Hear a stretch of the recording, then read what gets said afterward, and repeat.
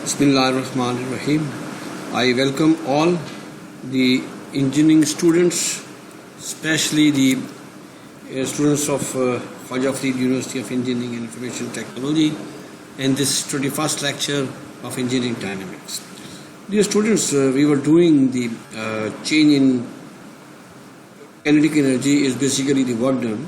Today we extend this concept further, the total change in energy, which include the potential energy, of course the kinetic energy, and the work done is equal to the change in potential energy and the kinetic energy. Of course, potential energy is due to gravitational potential energy due to gravity, and if there is a spring, there is a elastic potential energy. So this is called work energy principle. If you see in the case of gravitational potential energy due to position with reference to the ground or with reference to the earth, that is called gravitational potential energy.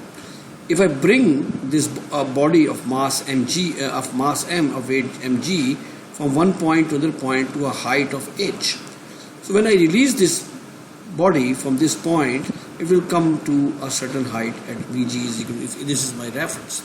So this is the energy stored, which I did some work to bring this body from this datum to the height h. This work is stored as a form of potential energy, which goes to the Vg is equal to mgh. This work is called potential energy because it may be converted into energy, as you've seen. When I release from this height, it will come back. That is because of the earth attraction force. Therefore, it is called gravitational potential energy. Next, we talk of the further. If I move further to the gravitational potential energy, for example, a body moves from H1 to the H2. The change in potential energy, we mostly here denoted by V. So delta V is the change. G for gravitational, mg H2 minus H1 is mg delta H. Remember that the corresponding work done by the gravitational force on the particle, of course, it is in the opposite direction. Of course, the change in gravitational potential energy and the work done both are equal in magnitude but opposite in direction. So the work done by the gravitational force is negative of the change in the potential energy. Next, the gravitational potential energy. For example, when large changes in altitude in the field of Earth are encountered, the gravitational force is, as we know that, is gmme upon r square. Gmme according to Newton's law of gravitation, right? This capital R is the radius of the earth, and small r is from the center of the earth to the center of the body, which is revolving around the earth. So that we have already proved it is equal to mg r square over capital R square.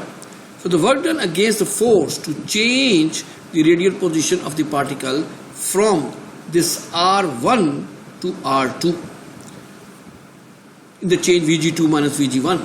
So if I integrate this one, mg R2 dr by r square from R1 to R2, the change in potential energy.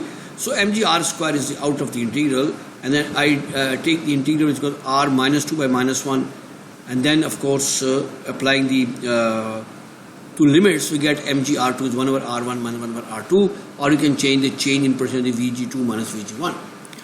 If Vg2 is equal to 0, the potential energy at 2 is equal to 0, because V2 is R2 is at infinity and 1 over infinity is 0. So the gravitational potential energy is equal to minus mg r square by r, capital R square by r. Capital R is the radius of the earth, and r is the distance between the center of the earth to the center of the body. So if I move from point 1 to 2, the change in potential energy is mg r square, 1 over r1 minus 1 by r2. If we are taking Vg2 is at r2 is at infinity, then it becomes Vg is equal to minus mg r square by r. The gravitational potential energy is negative, and if we move from r1 to r2, it is 1 over r1 minus 1 by r2. Next is the elastic potential energy. I have also discussed this topic in the previous lecture. Okay, when spring is of course compressed or extended, of course we have to do some work to compress the spring and to extend the spring. This work is being stored in the form of a potential energy, which is called elastic potential energy. We know that VE, the elastic potential energy, is 0 to x kx dx. When I took the derivative of this, of course, k x to x square by 2. So if I want to change from 1 to 2, it becomes half kx2 square minus half kx1 square. It's a change in potential energy. It's called change in elastic potential energy due to elasticity in a spring or maybe in a rubber. So let's now the work energy equation. It means we conclude that the work energy equation we slightly modified. Last time we have write U1 to 2 is equal to delta T. Now the potential energy also involved. So the total work done, I said U1 to 2 dash, right, is equal to change in kinetic energy plus change in potential energy. Delta V is the change in potential energy and delta V T is change in kinetic energy. This delta V includes both gravitational and elastic potential energy. So it will become, when you take delta T, which will become T2 minus T1. So I can write T1 plus V1 plus U dash 1 to 2 is equal to T2 plus V2. I just write a 1 2 dash just to make the difference from the previous, that the change in kinetic energy is equal to work done. So if there is no work done, the problem with only forces are gravitational, elastic and non-working constraints. The U12 dash term is in the above equation is 0. It means where there is no force, and we have only the forces of gravitation and elastic forces, no force applied or no reactive force applied on the body. In that case, the work done 1 to 2 is 0. So we have only T1 plus V1 is equal to T2 plus V2, or E1 is equal to E2. The energy at position 1 is equal to energy at position 2 according to the law of conservation of energy. Let's move to the sample problem 3-16. A 6-pound slider is released from the rest. This is 6 pound rest at this position. We slide and of course it will come down and slides with a negligible friction in a vertical plane, so that no friction is there, right? Along the circular rod, the attached spring has a stiffness of 2 pounds per inch and has an unstretched length of 24 inch. Determine the velocity of the slider as it passes the position 2. So if you see in this case, it has the gravitational potential energy and also the elastic potential energy, and that is being converted into kinetic energy. So we can do with the help of the work energy principle, as the normal reaction is the normal reaction here is the perpendicular to the surface. There is no work done because body is moving in the x direction. So the work done by the weight and the spring force on the slider will be treated using potential energy method. So the reaction of the rod on the slider is normal to the motion and does not work, of course, because work is F dot D, of that an angle is 90, so cos of 90 is equal to 0. So initial potential energy is 0, final potential energy is mgh from here to here. So mass is mgh is weight is 6 pounds and it moved from here to here with a height of about 24 inches. So it is 24 by 12 is minus 12 feet pound. V2 is a negative potential energy. I already told you that this gravitational potential energy is negative. The initial elastic, of course, energy to the spring is half kx1 square, half, this is k, this is 12. 12 means, okay, this initial stretch, this is the unstretched length, the stretched length is 12. So it is 48 feet pound, and similarly for second, 1 by 2, 2, and that is 12. Now remember, this one, this we need to find the this position, right? This position, and of course it's 24 square plus 24 square under root. We get this one, therefore it is 24 under root 2. And you convert it to feet. It is 12, and this is 24 by 2 is the unstretched length. We get 8.24 feet pound is the potential energy at point 2. Now putting the value in the work energy principle, the T1 plus V1 plus U1 to 2 dash is equal to T2 plus V2. Initial energy is 0 V1, that is a potential energy. It is 48, right?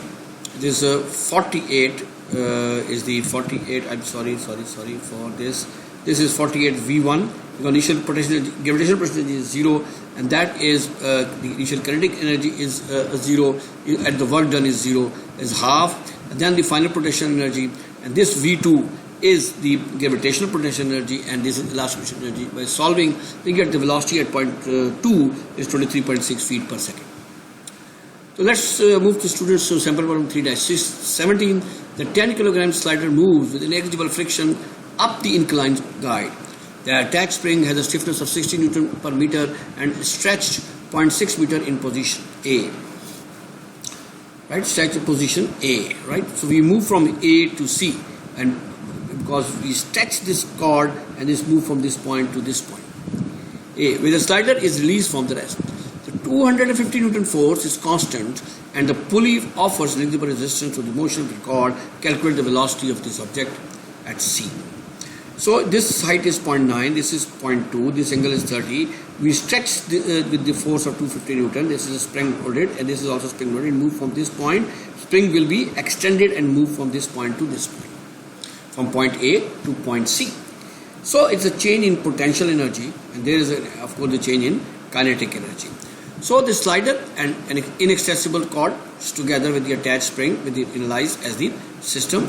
If you see, this is coming, force is coming at 25 Newton, this height is this. So slider moves from A to C. See, the point of application of the 250 Newton mass is mass at a distance of, so how much distance is traveled, right? So AB is 1.5. AB is 1.5 and minus this 0.9, we get the distance traveled by this. This 1.5 we can find 1.2 square plus 0.9 square under root, get 1.5 minus 0.5. So the distance traveled is 0.6. The work done from A to C is 250 into 0.6. That's 150 joule is the work from bring the body from A to C. Because frictional force is negligible, therefore we are not taking the friction. Let's see, for potential energy we have designed the dot term. The dot term is A, the potential energy from A, and then it moved from here. So as far as the potential energy at A is equal to 0, right, because we take the dot term, and potential energy at C is mgh. It's a 10 kilogram, I think, so the 10 pound. So it is yes, it is 10 kilogram. So it is mg. So it is mg, and 1.2 of sine of this 30, we get 58.9 joule. It is the gravitational energy at C. Now the elastic potential energy at A, it is half kx square, half, this is k, and 0.6 is the elongation in the spring, is 10.8 joule. Similarly, half kx square is equal to half 60. 0.6 is the initial extension plus it moved up to 1.2 square. It is the elastic energy at C, 97.2. Now I put in the work energy principal equation to TA plus VA plus UAC dash is equal to DC plus VC. Initial energy is 0. Initial potential, gravitational potential energy is 0. Then elastic energy is 10.8. Work done is 150 is equal to half mv square final kinetic energy. Then the C, the 58.9 plus 97.2. So the velocity at C is 0.974 meters per second of the slider when it reaches at point C. Simple problem 3-17. The system shown is released from rest with a lightweight bar OA. This is bar OA. We release from rest and it moves, of course, following the path this one. A in the vertical position shown. The torsional spring at O, this is a torsional spring, O is undeflected in the initial position and exert a restoring moment of magnitude k theta is F is equal to kx. Similarly, k theta, that is Newton meter per radian on the bar, where theta is the counterclockwise angular deflection of the bar.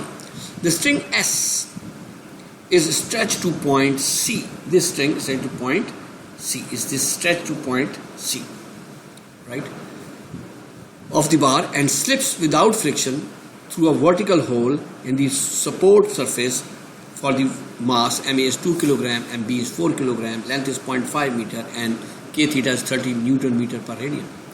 Determine the speed VA of the particle A when theta reaches at 90 degree. And then we plot this value from theta to 0 to 90 degree. Let's see, this is the position. If you see, this is the position, right? This is the C. If I say the C dash, this is C double dash. Start to develop the general relationship for the potential energy associated with the reflection of the torsional spring. This is the torsional spring. What is the energy stored in this? Work done by the torsional spring, of course, it's K theta theta, just like Kx. So K theta subscript showing that this K is the coefficient of stiffness in torsional stiffness. So it becomes half K theta theta square. Theta is a variable, theta square by 2. This is the elastic potential energy stored in the torsional spring. Similarly, relationship between Vc and Va when theta is equal to 90 degree, speed at point C is always Va by 2. Why this? This is from the basic knowledge of the constrained bodies that we have discussed already, and that is the Vc. Vc is always Va by 2. Right? This is C. This is Va by 2 because this is twice. Okay. C is always Va by 2, and speed of cylinder B is 1/2 of speed of C, that is theta is equal to 90 degree. So Vb is equal to 1/4 of Va. So let students see, this distance is theta at any instant. This is 90 minus theta by 2. This is the total distance is 90. So kinetic energy plus potential energy plus work done is equal to final kinetic energy and then final potential energy. Initial kinetic energy is 0, potential energy is 0, work done is 0. We have only half MAV square at the end plus half MBVB square. I minus the gravitational potential energy minus the potential energy, that is again gravitational energy at point A, gravitational energy at point B. This L is equal to L under root 2/4. Why I write this one? This is at point C. This is a point B, right? So, and this is the elastic potential energy half K theta pi by 2 because of the torsional spring. So just plug the values here. We have VA, VB is in terms of VA and this. Remember that this is very simple because we have C is VA by 2.